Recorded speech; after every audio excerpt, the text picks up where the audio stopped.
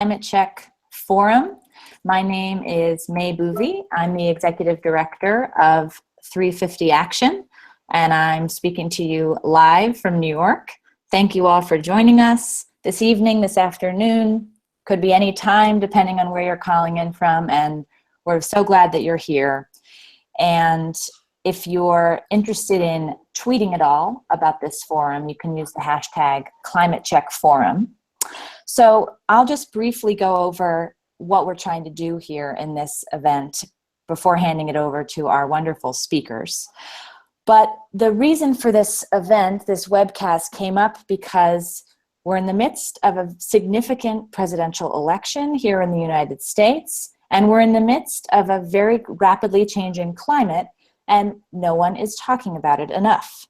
And we thought, what better way to change that than to actually have the conversation we want to have about climate change, what's driving it right now, what are the impacts that are being felt around the world, and what can be done about it.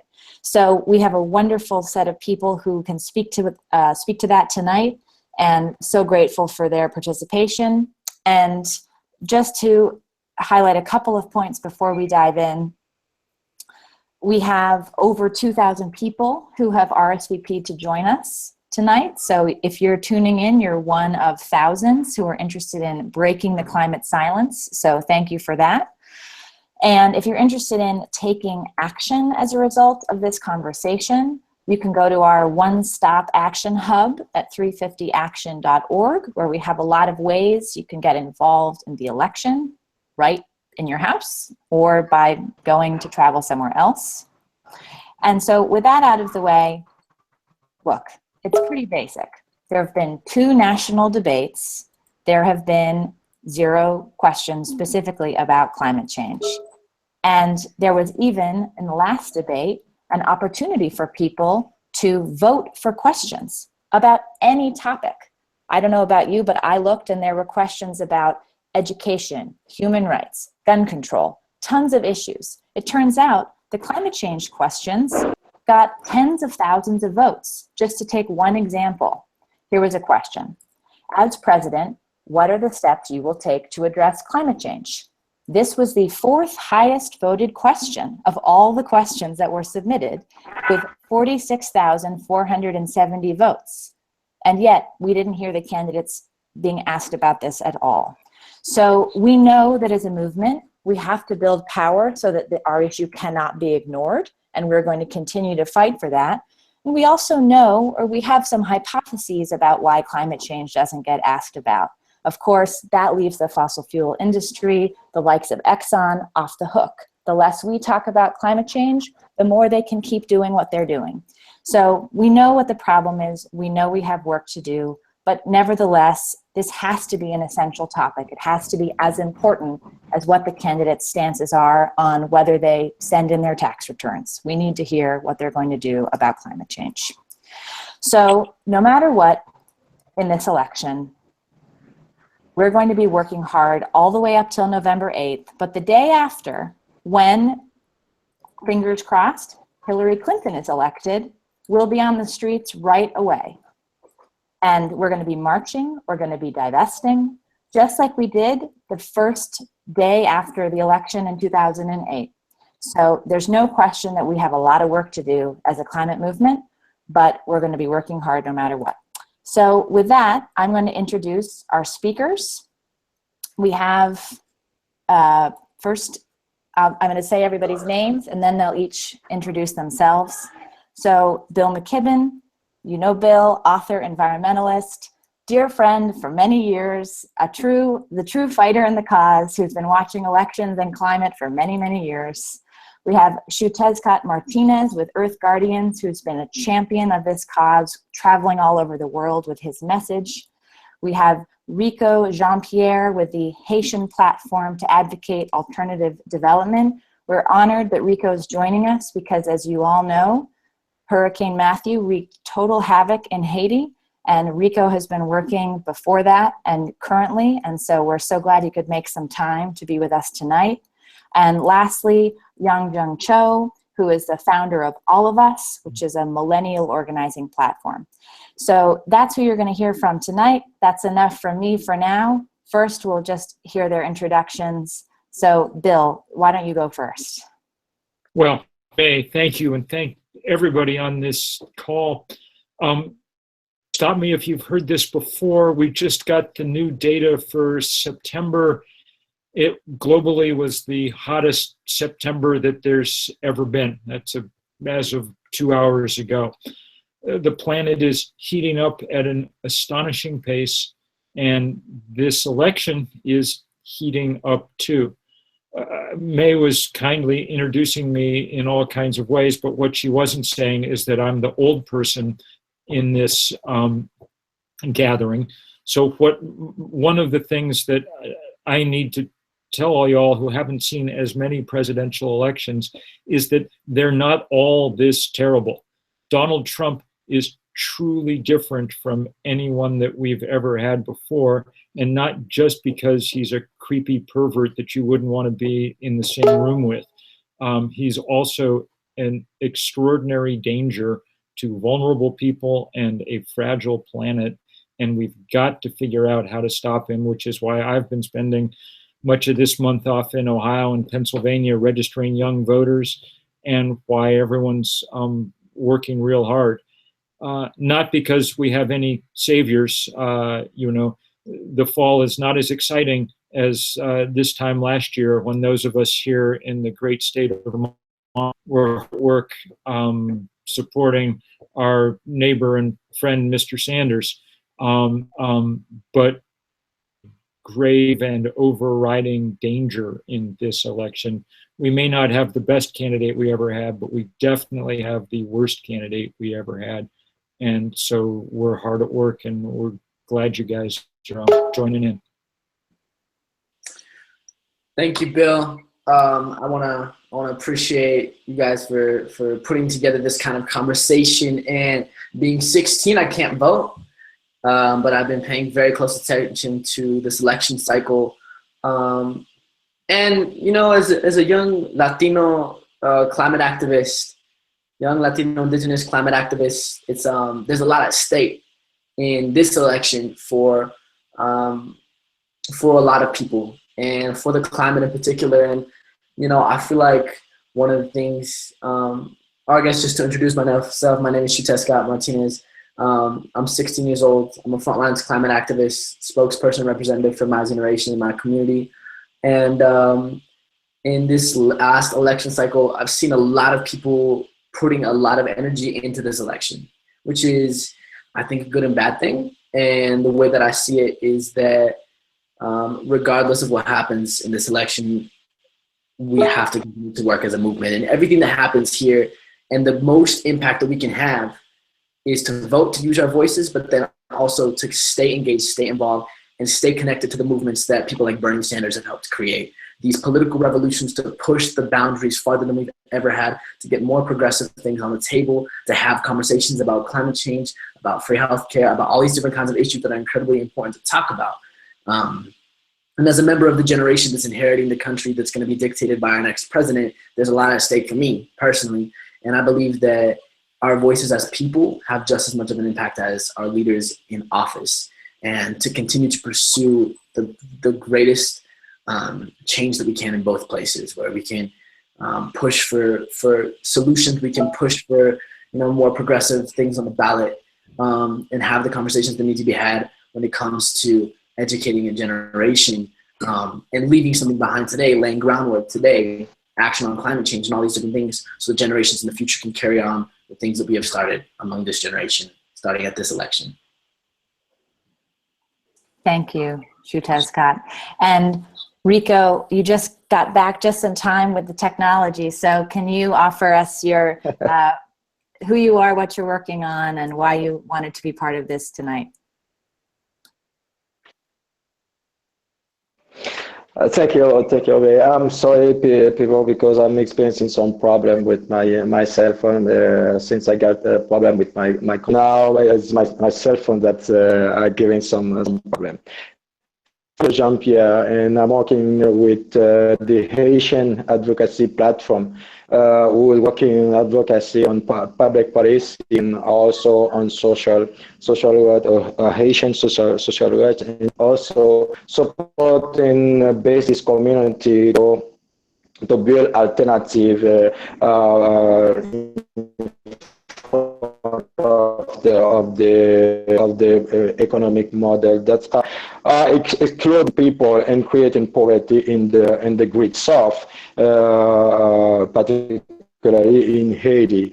So we're working also on the climate change topic since we are supporting the decent organization and how climate change is impacting their work and their life in Haiti. So I'm working as program director in PAPDA since 1997. And now we are working in many topics at democracy participatory or integrative economic model, and also food sovereignty problem, and also some issues as debt conciliation and also on the frame of the development effectiveness. So it's a lot of work to do, but we are working with partners like Grassroots International that are supporting our work in Haiti, creating networking in all over the world that can bring solidarity with the Haitian struggle, the Haitian people struggle that can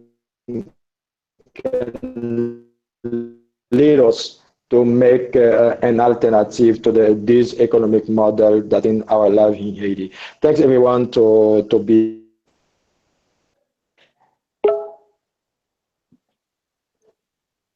Thank you, Rico. Go ahead, Yong Jung. Hi everyone, my name is Yong Jung Cho. I'm 26 years old. I am Nation American, a woman, a daughter of immigrants. And this election has been really scary for me, this general election. As a lot of folks on the call have said, there's so much at stake during this election. Donald Trump is a climate denier. He is, he's a racist, a xenophobe. He said misogynistic comments time and time again. And I just feel, as a young person, I know that I'm not alone in like the deep fear that we sense in this election. At the same time, I also have been inspired over the last decades of all of our movements, from the climate movement to the movement for Black lives, to the movement for immigrant rights, and the movement for Indigenous rights. So I also believe that there is a ton of power that our generation and our movements hold, and I'm excited about us in continuing to flex that muscle. But a little bit about who I am right now. I am working with All of Us 2016, which is a new multiracial, millennial-led campaign to confront racist Republicans and Wall Street Democrats. And over the last few weeks, we've been confronting Paul Ryan to unendorse Donald Trump, as well as Chairman Reince Priebus to endorse Donald Trump. And tomorrow we're participating in a national day of action of women across the country to stand up to Donald Trump's racism, xenophobia, and his misogyny. Before coming on with All of Us 2016, I was part of the 350 Action family, working with hundreds of young people across the country to push Clinton to keep fossil fuels in the ground. So I'm excited to be part of this crew. Thank you so much.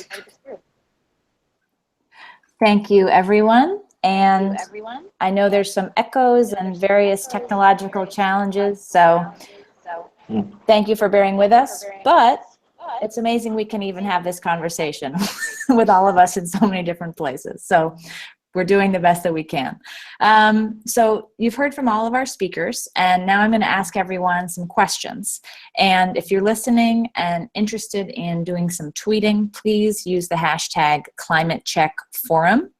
And with that, I'm going to ask the first question to Yong Jung, and it's actually a two-part question, informed in part by a question we just got from Twitter. But first of all, you spoke about this a little bit, but specifically, what do you think millennials for whom this could be their first election, what has this election brought up for young people, and how does this relate to all the many young people who are involved in the climate justice movement? First part. And second part, what are some of the specific actions that people can take if they want to be more involved? Because there's not a lot of time before the election, but plenty of time to still have a big impact. Sure. So just to take one step back, over our generation has lived through many crises, from the Iraq War to Hurricane Katrina, to the financial crisis and the bank bailouts, to to the climate crisis, to the crisis of Black men and women being killed on the street, to our water being threatened by the fossil fuel industry. And we've seen our political leaders fail to address these crises time and time again.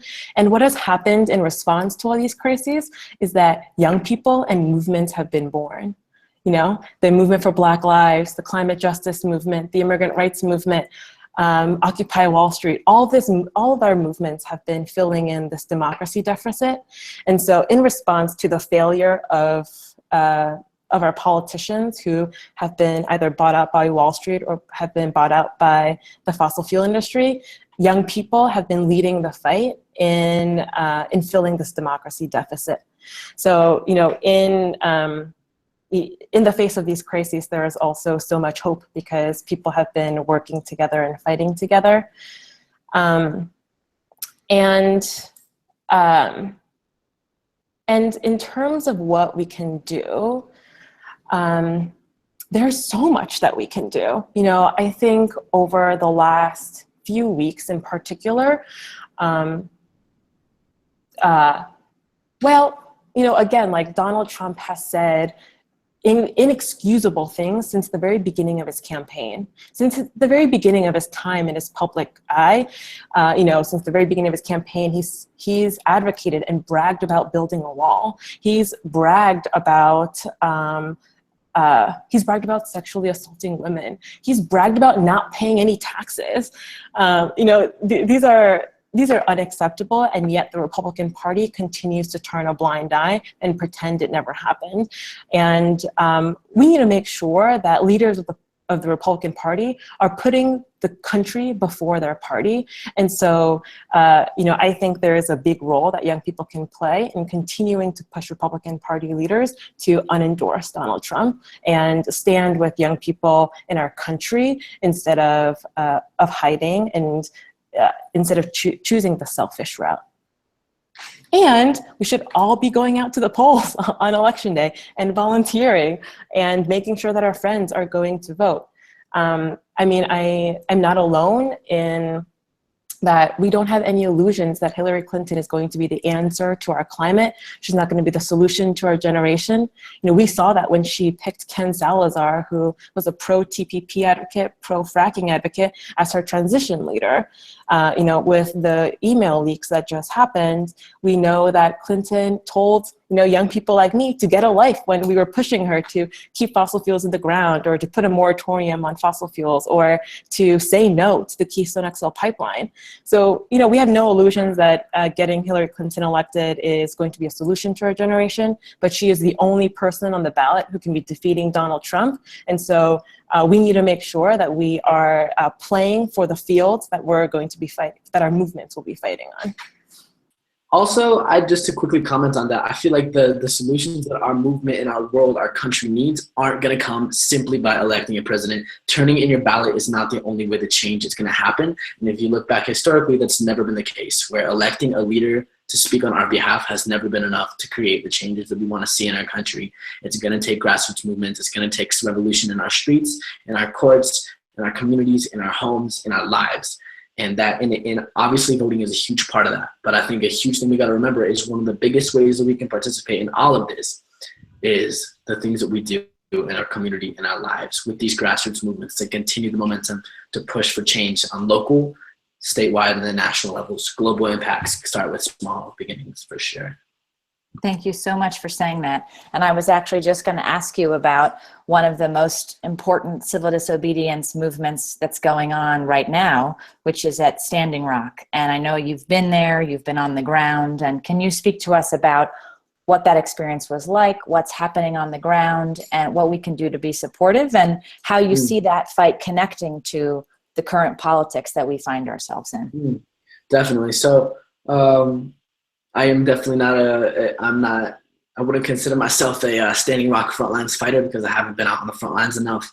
I went once to go and participate, to share my art, to be there with a couple of different artist friends of mine, and be on the land, learn what we could. And what I've witnessed and experienced at Standing Rock is that it is one of the greatest mobilizations of people fighting fossil fuel infrastructure that we've ever seen in our country.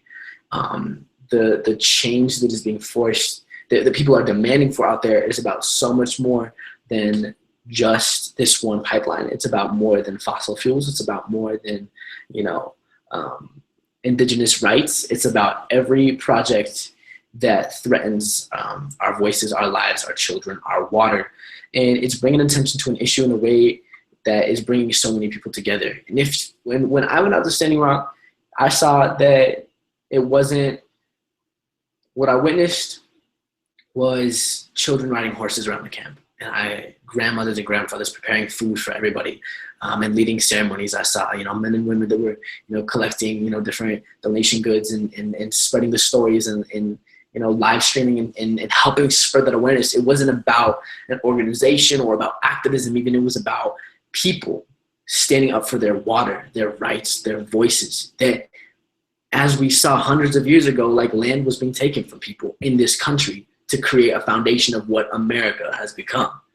And we see that to this day, where fossil fuel industries are trying to remove people from their land and extract. And we're still in this extractive mindset where, the fossil fuel industry has so much power within our government that it's really time for us to stand up and say no.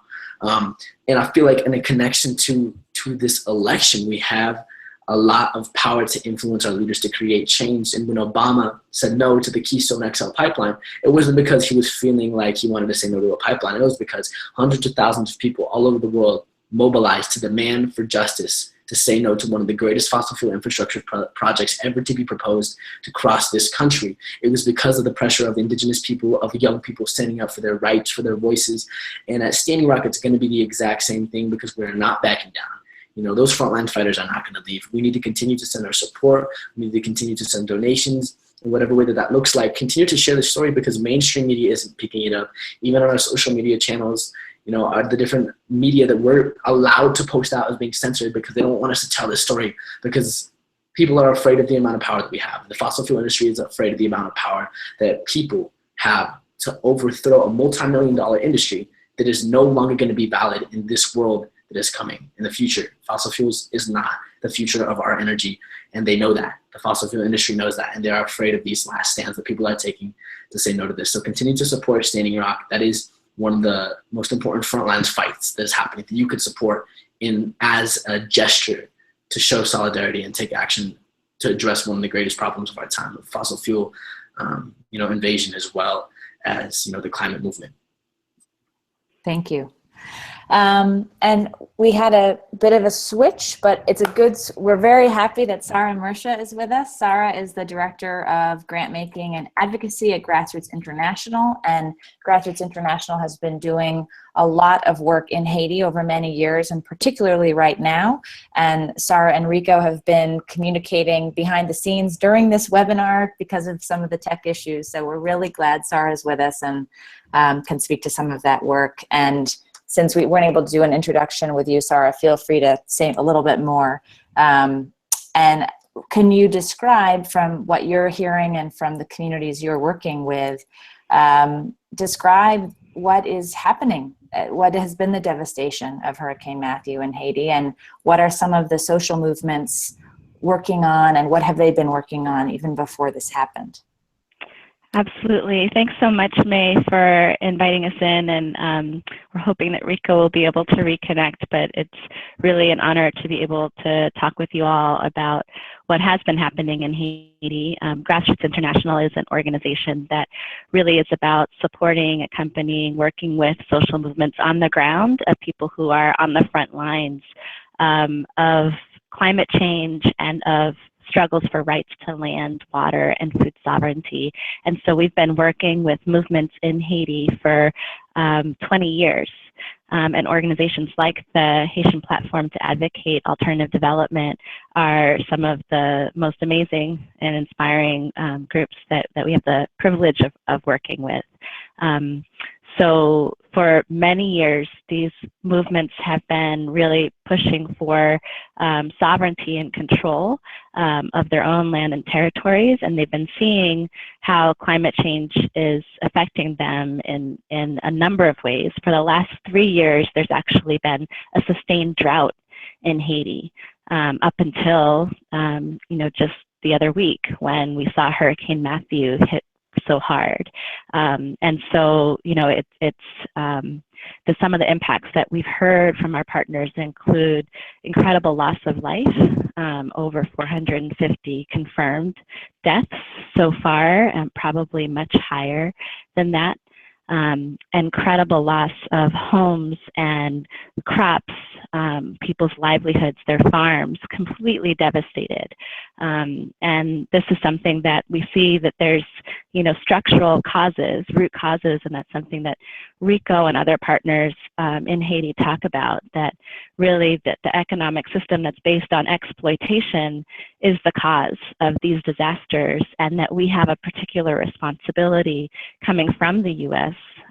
Where we're causing this economic exploitation, we're causing the increase in global greenhouse gas emissions, to really step up and take action to stop the root causes and to be in solidarity with the social movements. And what the movements are doing right now in the wake of Hurricane Matthew is an incredible amount of reaching out to people at the very grassroots level, local communities, to find out and assess, the extent of the damage. They're working with groups to make sure that human rights are protected in the different kinds of responses that will be implemented, and then they're implementing the responses themselves. Unfortunately, the government response has not been as strong, but the grassroots organizations and movements are themselves working with people to rebuild homes, to equip farmers with the tools that they'll need to be able to rehabilitate their farms and to be able to plant again, because we're talking about destruction of up to 80% of the farmlands in a place that is very rural livelihoods are very important. And so they're also talking about psychosocial support for the communities that are impacted by such a traumatic event. So these are just a few of the examples of the on-the-ground community-based disaster response that's so important. But this is taking place within a broader context of the movement building that you mentioned, May, and I think that's also connected to what we heard about what's happening in Standing Rock. That really, what it's going to take to be able to create climate justice is the long-term movements that are committed to an alternative vision of what's possible. And so groups like PAPDA, like the Peasant Movement of Papai, and many others all over Haiti and all over the world, from the frontline peasant and small-scale farmer groups to indigenous groups, women and youth, building power together, creating food systems that are based on agroecology, which is an alternative to the industrial agriculture system that actually has the potential and does cool the planet, that are keeping the fossil fuels in the ground and resisting mining and extraction, and that are building alternative energy sources There's actually movements in Haiti that are at the forefront of creating what they call new energy through solar panels, through alternative cooking oils, through also massive agroforestry programs. These are really long-term efforts that the movements are engaged with, in addition to fighting to change policies within Haiti and connecting with movements around the world. And so that's something that, you know, we're also committed to at Grassroots International within the U.S., is saying that we have a responsibility to challenge our government, no matter who is in power, to make sure that we actually change the foreign policies that have been devastating to people and the planet in the U.S. and around the world, particularly with impacts that we're seeing in the global South. So we can talk more in the course of this conversation, but that's a few of the highlights we wanted to share. Thank you, Sarah. And so from here, I'm going to go to you, Bill, to actually speak about that aspect of changing politics. You sat on the Democratic Platform Committee and helped shape it into the strongest one it's been, but of course we know a lot of room for improvement. And you've also been helping get the word out about this the latest science about what that means for pipelines, fracking, et cetera, which is to say, no more. So can you speak to that and how you see some of these issues playing out in this election? Oh, and I'm going to make sure you're not muted, or you can make sure you're not muted. Oh, no. Am I unmuted? You're unmuted. Speak away. You should be careful with that. So first of all, how moving to hear from Haiti. And we all need to help and to remember that there's stuff like this going on in every corner of the world every day. We heard from our great colleague Hong in Vietnam today. Terrific flooding has destroyed 240,000 homes in central Vietnam, and there's a big typhoon about to hit on top of that. So those of you who do prayers, this is a good time for them, and we all have got to be doing help of all kinds. One piece of good news that just came across the wires, a judge in North Dakota threw out the charges against the journalist Amy Goodman, who brought us the first pictures of the dogs attacking protesters at the Standing Rock encampment. We've got to be thinking of all kinds of our colleagues who are in jail up in the Dakotas and elsewhere, doing these things in recent weeks, and supporting them all we can. Part of that support right now, since we're in an election year, has to do, as May says, with elections. Elections are not, I think, the main way that we get things changed. What we try to do when we have an election is put someone in power that we have some chance of pushing. And the pushing that's gone on this year has been on many fronts. The Democratic platform may be one of the more important of them. Thanks to Bernie's, Bernie's unwillingness to give in easily, the Democratic platform is actually extraordinarily strong on a lot of issues. And it allows us a real chance to push if Clinton gets elected. Among other things, it promises that there'll be an emergency climate summit within 100 days of her taking office. If that happens, then we need to have an emergency climate mobilization, because we're going to need not a couple of hundred scientists and policy people in the White House. We're going to need a couple of 100,000 people on the streets outside the White House. That's how it works. The point of elections is to get us in a position where we then can take action. And we got to take action because the math has just gotten, almost unimaginable. Our friends at Oil Change International in Washington put a study a couple of weeks ago demonstrating that the carbon in the existing oil fields, gas, and coal mines that were already in production on this planet will take us past 2 degrees. That means we cannot be opening up any new frontiers in the fossil fuel world. We can't have any new infrastructure. we have to stop everything from this point in and make the very rapid and now very possible switch to renewable energy. That's where we're headed if we push. Politicians should not be called leaders. That's not what they are. We need to be the leaders. We need to open the space for them to work, but we've got to have people that we can at least begin to work with. Thanks, Bill. And thank all of you for your questions that are starting to pour in. And again, you can send them in on Twitter, Climate Check Forum. And I'm just multitasking a little bit here to look at my list of questions. And I see that Ricot, you're back with us, which is very good news. We got to hear a bit from Sarah, but would love to hear you speak to, particularly as this is a conversation about climate change and the role of this election, what are the responsibilities of those of us in the US to, and what are the ways we can act in solidarity with Haitian movements on an ongoing basis, but particularly right now as we all have been watching what's been happening? Oh no. Oh, well, we will hold that question. Hopefully later. Let me look through another list here. So hang on one second while I do this.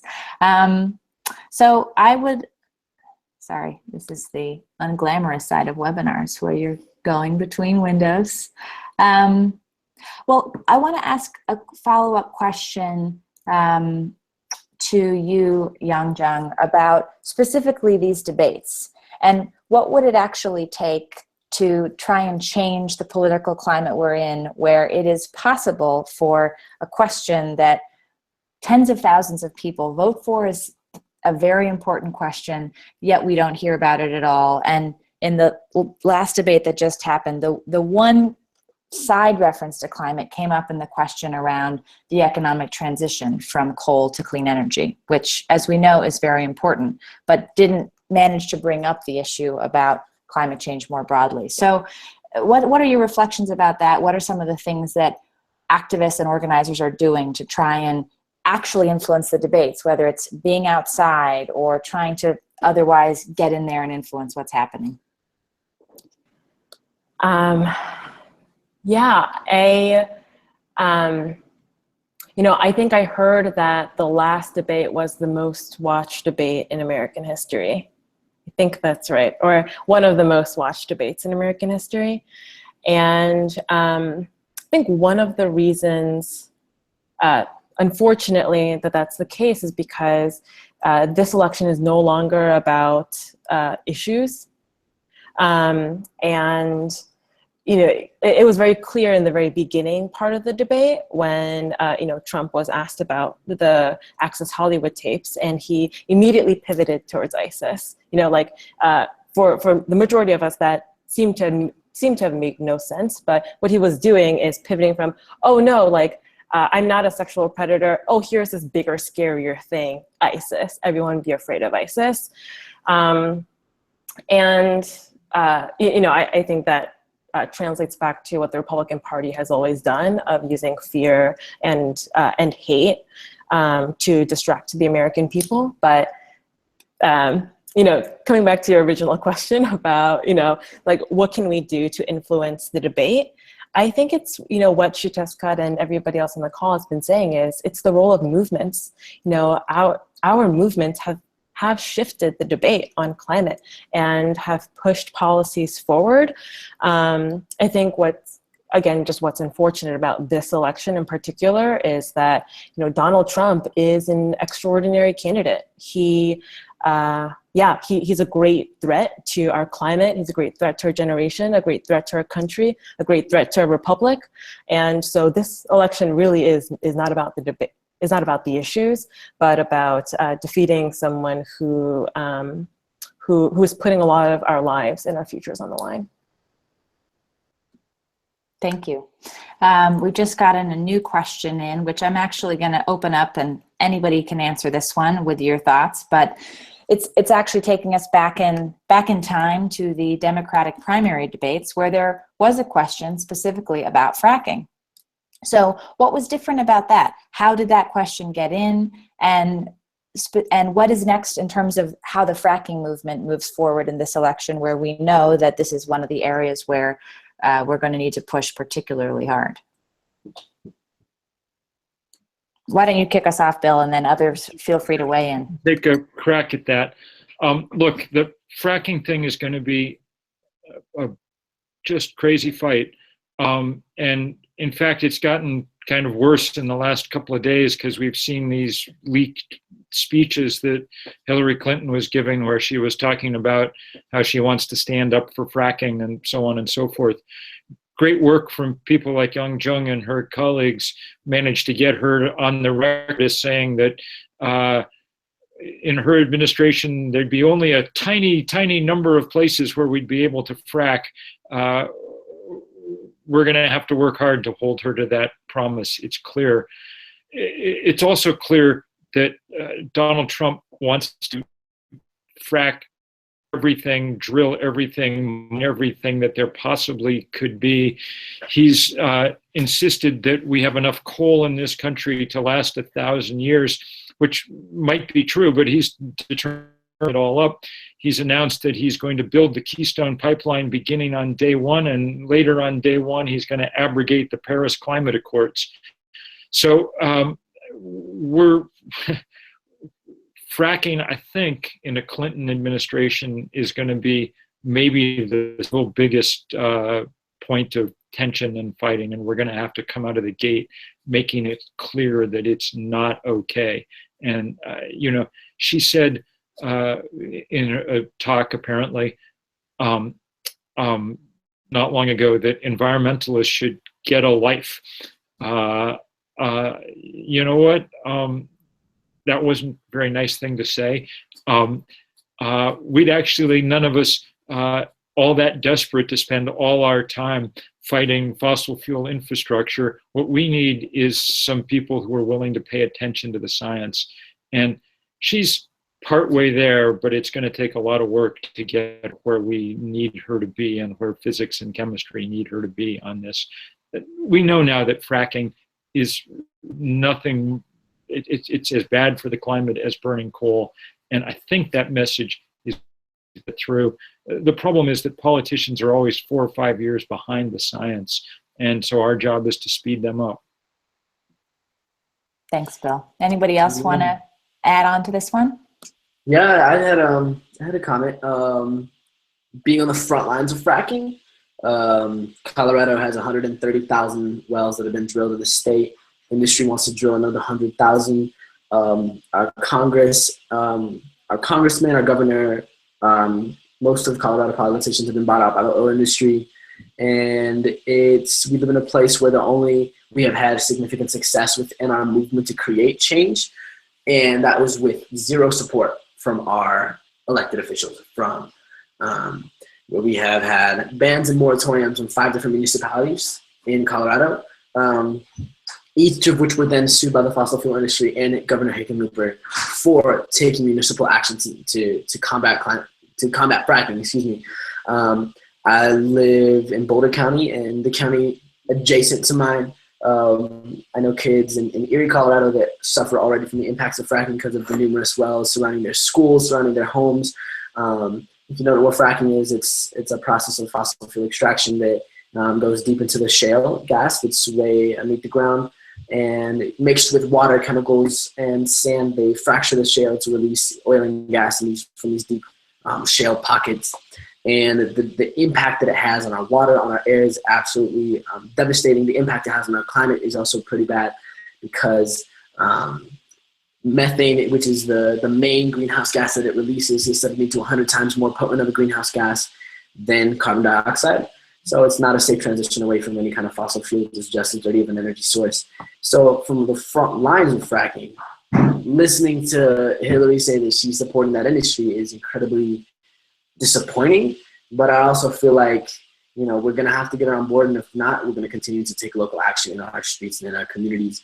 I've seen people come together around fracking, and like I've seen people come together around any other movement ever, where these are moms, these are kids, these are, you know, families and communities that don't even believe in climate change sometimes, that aren't environmentalists, that aren't necessarily involved in any cause, but all of a sudden when they see that their kids are getting sick because of an extractive industry that's out their back door, like that is going to get people to move. So I think Hillary needs to understand that fracking isn't just about economy or about fossil fuels or about politics. It's about people's lives, people's children, people's water, people's families. And I feel like if she's going to want the vote from a lot of people, then she's going to have to take a stronger stance to realize that there are so many other solutions, so many other transitions that we can make to renewable energy sources that are more profitable for our country, that are more sustainable for the planet, more sustainable for communities. And it can be done. You know, the energy infrastructure can change. It's going to take a lot, but it really can, and I believe that it needs to, because, you know, people's lives are at stake and they're being threatened every day because of the impact that we are seeing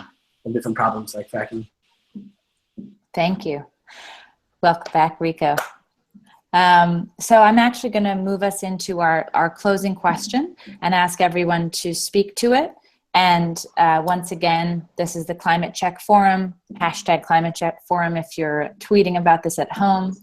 But I want to ask everybody to close with this question, which is, what do you want voters in the US to be thinking about as they head to the polls on November 8th? What is important for people to be keeping in mind? And oh, shoot, I was going to direct it right to Rico, but so that's a closing question. How to be thinking about this election? Because I think, as everyone's comments have made it clear, this hasn't been an easy one for those of us in the climate movement to try and understand. We often are more accustomed to marching, taking direct action, civil disobedience, than to advocate for more traditional political change. But the fact is the contrast is very great. And this, as we like to say it at 350 Action, this is one additional quiver that we need to learn how to use as we build a stronger movement. So with that, excellent panelists, what are your closing words for people as they are heading into the polls? And Sarah, why don't you get us started?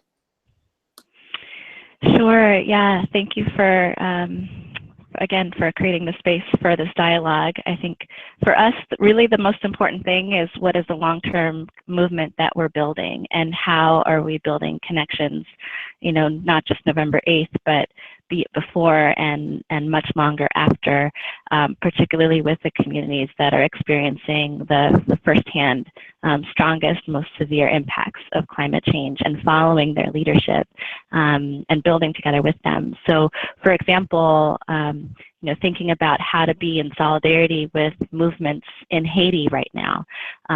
We would love to invite those who are interested in making contributions to support those communities in solidarity to do so. We've set up a fund that's Haitian-led recovery, and that you can access by going to grassrootsonline.com/hurricane.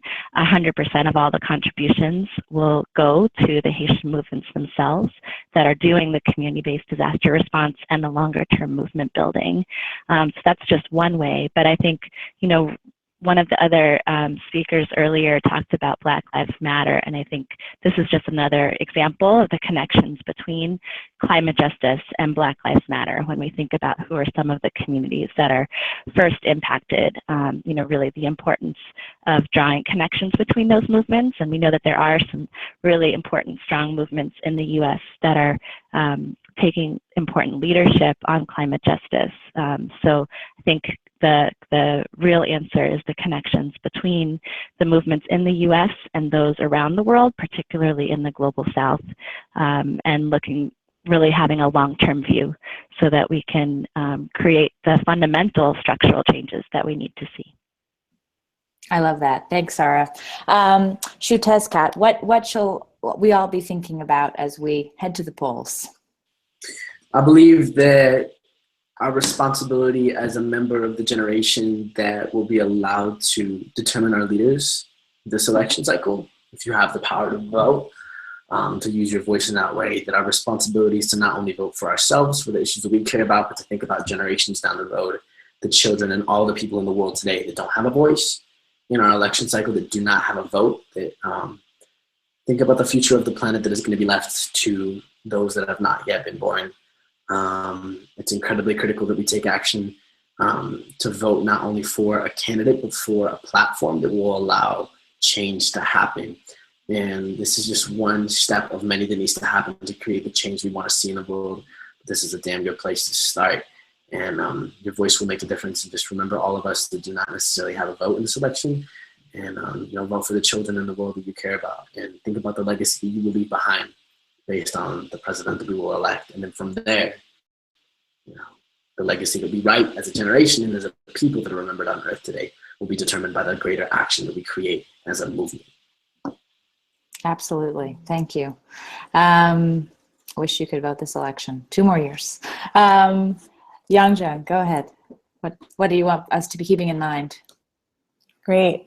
I think there was an article earlier today about some Trump supporters who admitted to doing voter intimidation this year at the polls, and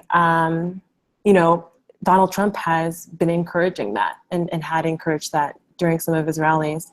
And so I think right now I'm thinking about how politicians like Donald Trump are using hate and racism and fear to divide us and make us afraid of each other and make us hate each other. But I believe our generation, and I believe all of us, don't want that kind of America. We want an America where we believe in each other, where we take care of each other, where we love and where we respect each other. And those are values to hold not only now and on election day, but afterwards as well. So on election day and leading up to it, when you're volunteering with your friends, whether or not you can or can't vote, hope that you think about your families, you think about your friends, the people that you love, and you think about the kind of community that we want to be living in. Thank you. And Bill, what do you have in mind? You know what? I can answer this question easily because I've already voted. In Vermont, we're allowed to vote early, and I'm going to be away on election day, electioneering elsewhere. And anyway, I was so afraid that they might actually take Donald Trump off the ballot before I had a chance to vote against him that I wanted to make sure I could. It felt really good.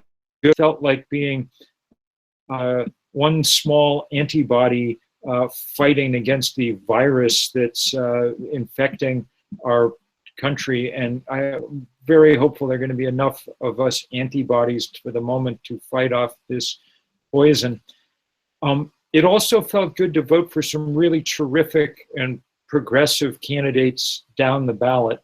And we should bear in mind that there really are some amazing people all across the country who are running for office. I'm going to be glued to the computer watching to see whether Xiuhtezcatl wins her race in upstate New York, because she's the kind of person we're going to need leading these fights in years to come. Jamie Raskin in Maryland. Many, many other people across the country, Pramila Jayapal in Washington. But the main thing that I thought about was, man, you might remember this. It was a sign that when we did that Connect the Dots demonstration years ago with people around the world who were already kind of feeling the sting of climate change, people rallying in places, and there was a sign held by some young people in a town called Les Lake in Haiti, a town that was more or less wiped out by Hurricane Matthew last week. And this sign from a couple of years ago from these young people aimed at the rest of the world, and it said, "Your actions affect us," which is true. I mean, people are dying by the score in Haiti as we sit here doing this broadcast, and not from anything they did. Haiti hasn't burned enough fossil fuel to have any impact on the climate at all. Your actions affect us. In the United States, for better or for worse, and often for worse, we're the last big superpower of the world. When we vote, we have to think not just about our own interests, but about the interests of everybody all over this planet, not just right now, but for the geological future to come, because the next 4 years is going to have an awful lot to do with how that turns out. We're pretty much running out of chances here. And if we make a mistake on this one, well, history will not treat us kindly. This is, people always say, oh, this is the most important election. This one really might be. And so I'll look forward to it. And then I'll look forward to it being over. We can stop with the work of elections and get back to the real work of politics, which is pushing these guys just as hard as we possibly can. What fun to be working shoulder to shoulder with all the people on this call who are really remarkable, and with all the people listening in. This is a reminder that the only chance we've got is to build movements, big, strong, full ones. Thank you so much, Bill. So you've heard it, everyone. We need to build movements for the long term. We need to be building solidarity around the world. We need to vote with our values.